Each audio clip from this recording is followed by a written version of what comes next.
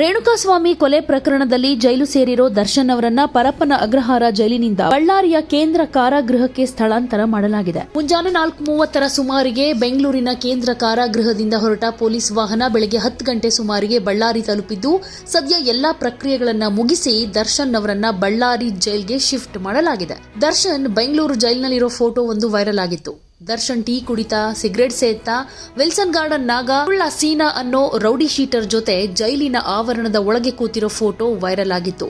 ಇದರ ಬೆನ್ನಲ್ಲೇ ಮತ್ತೊಬ್ಬ ಆರೋಪಿಯ ಜೊತೆ ವಿಡಿಯೋ ಕಾಲ್ನಲ್ಲಿ ಕೂಡ ಮಾತನಾಡಿರೋ ವಿಡಿಯೋ ವೈರಲ್ ಆಗಿತ್ತು. ಈ ಫೋಟೋ ವಿಡಿಯೋ ವೈರಲ್ ಆದ್ಮೇಲೆ ಪರಪ್ಪನ ಅಗ್ರಹಾರದಲ್ಲಿ ದರ್ಶನ್ಗೆ ರಾಜಾತಿಥ್ಯ ನೀಡಲಾಗ್ತಾ ಇದೆ ಅನ್ನೋ ಆರೋಪ ಇತ್ತು.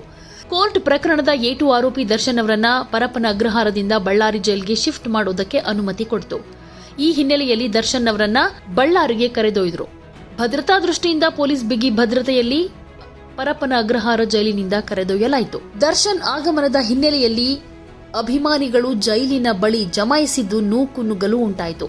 ಜೈಲಿನ ಮುಂಭಾಗದಲ್ಲಿ ಜಮಾಯಿಸಿದ ನೂರಾರು ಅಭಿಮಾನಿಗಳು ಡಿ ಬಾಸ್ ಅಂತ ಜೈಕಾರ ಕೂಗಿದ್ರು. ದರ್ಶನ್ ನೋಡೋದಕ್ಕೆ ಫ್ಯಾನ್ಸ್ ಮುಗಿಬಿದ್ರು. ಆಗ ಪೊಲೀಸರು ಲಾಠಿ ಚಾರ್ಜ್ ಮಾಡಿ ಅಭಿಮಾನಿಗಳನ್ನ ಅಲ್ಲಿಂದ ಚದುರಿಸಿದ್ರು.